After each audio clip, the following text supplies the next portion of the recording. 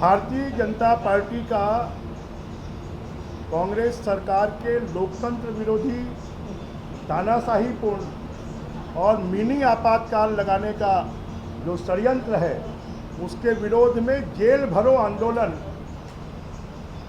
से ये सरकार घबरा गई है, ये सरकार परेशान हो गई है, ये सरकार डरी हुई है। सरकार की जेलों में जगह नहीं थी और इन्होंने इसलिए पूरी गिरफ्तारी शो नहीं की और 1 लाख से ज़्यादा कार्यकर्ताओं के साथ में जनता और सामाजिक संगठन, कर्मचारी संगठन सब लोगों ने इसमें भाग लिया। इसके लिए मैं सभी छत्तीसगढ़ के भारतीय जनता पार्टी के कार्यकर्ताओं को, जनता को, सभी सामाजिक संगठनों को, शासकीय कर्मचारियों के संगठनों को बहुत बहुत बधाई देता हूं कि उन्होंने सरकार को चेतावनी दे दी है कि विरोध को दबाने का जो सरकार का षड्यंत्र है वो षड्यंत्र सफल नहीं होगा। और कल के आंदोलन ने इस बात को दिखा दिया है कि आने वाले समय पर अब जनता सड़कों पर उतरकर लड़ाई लड़ेगी। सरकार के अगर जो गैर कानूनी आदेश हैं, तानाशाहीपूर्ण रवैया, उसका विरोध करेगी। सर, कांग्रेस ने इस आंदोलन को सबसे बड़ी विफलता।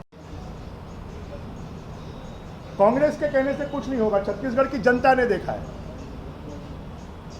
और जनता का जो समर्थन है वो बहुत बड़ी चीज़ है। और कांग्रेस तो ऐसे ही शतुर्मुर्ग की तरह जमीन में अपनी मुंडी गड़ाए रखे, जैसे पूरे देश से साफ हुई है, आने वाले समय पर छत्तीसगढ़ से भी साफ हो जाएगी। और रायपुर तो अपराध का गढ़ बन गया है क्योंकि अपराधियों को सरकार का संरक्षण है, कांग्रेस पार्टी के लोगों का संरक्षण है। आखिर रायपुर में क्या शासन नहीं है? अगर राजधानी में मुख्यमंत्री जी की नाक के नीचे अगर यहाँ पर कोई शासन प्रशासन या कानून व्यवस्था की स्थिति नहीं है तो बाकी पूरे छत्तीसगढ़ की हाल को आप समझ सकते हैं कि अब तो यहाँ पर स्वच्छंद रूप से कोई अपना व्यापार व्यवसाय नहीं कर सकता, पैसे लेकर सड़कों से जा नहीं सकता। कल रात की जो घटना है कि किस प्रकार से चलती हुई सड़क पर 9 लोगों ने घेर कर 50 लाख रुपए लूट लिए, किस प्रकार से 2 लड़कियों को कट्टे से गोली मारी गई, किस प्रकार से जय स्तंभ चौक पर चाकू चलते हैं। तो ये सरकार अपराधियों को संरक्षण दे रही है। राजनीतिक लोग जो अपराधियों को संरक्षण देने वाले लोगों के खिलाफ में सड़कों पर उतरते हैं उनको जेलों में डालती है। तो ये सरकार के संरक्षण में मुझे कहीं पर भी पुलिस की धमक दिखाई नहीं देती है। शासन प्रशासन के तो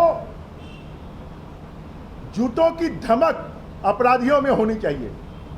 यहाँ तो मुझे लगता है कि मुख्यमंत्री जी तक की धमक नहीं है तो उनके अधिकारियों की धमक कहाँ से रहेगी? हम देख चुके हैं, लड़की है लड़ सकती हूँ और लड़की के साथ में कैसा दुर्व्यवहार होता है। तो कांग्रेस पार्टी जो है वो जो कहती है वो कभी नहीं करती। और अभी भी मुझे लगता है कि ये जो कांग्रेस की चिंता और चिंतन शिविर है उसमें छत्तीसगढ़ी मॉडल को अपनाने की बात की गई है। तो जिस प्रकार से आसाम में छत्तीसगढ़ी मॉडल की फजीहत हुई है, उत्तर प्रदेश में हुई है, पहले से कम सीटें हो गई, मुझे लगता है पूरे देश में कांग्रेस की यही हालत होने वाली है और आने वाले समय पर छत्तीसगढ़ में भी यही हालत होने वाली है। जनता जिस प्रकार से खुलकर सामने आई, जिस प्रकार से एक महिला के साथ में मुख्यमंत्री जी नाराज होकर दुर्व्यवहार किया जिसका पूरे देश ने विरोध किया, और बस्तर में तो पग पग पर आंदोलन है। वहां तो ऐसा कोई दिन नहीं होता है कि जिस दिन आदिवासी, वनवासी, अनुसूचित जाति के लोग सड़कों पर नहीं हो। वो अपनी समस्याओं को लेकर लगातार सड़कों पर उतर रहे हैं। भूपेश बघेल जी का पिछड़ा वर्ग का सम्मेलन आप लोग देख चुके हैं कि भूपेश बघेल जी को कैसे मंच छोड़कर भागना पड़ा और 25,000 लोगों ने कैसे पंडाल खाली कर दिया। ये जो पूरा मुख्यमंत्री जी के द्वारा प्रायोजित प्रचार प्रसार है, अब वो ढकोसला साबित हो रहा है, अब वो दिखावा साबित हो रहा है। और ये सरकार अब 3 सालों के कार्यकाल, 3.5 साल का कार्यकाल बेनकाब। ऐसा है कि जिस वातावरण में, जिस माहौल में और जिस प्रकार के पुलिस के व्यवहार से अगर कांग्रेस लोकतांत्रिक है तो आंदोलनकारियों से बुलाकर बात क्यों नहीं की?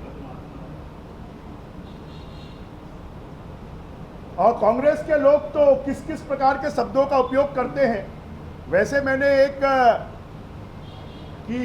सिर्फ एक शब्द को एक टीवी चैनल के डिस्कशन में मैंने कहा था कि अगर मेरे मुंह से ये शब्द निकला है तो मैं उसको वापस लेता हूं।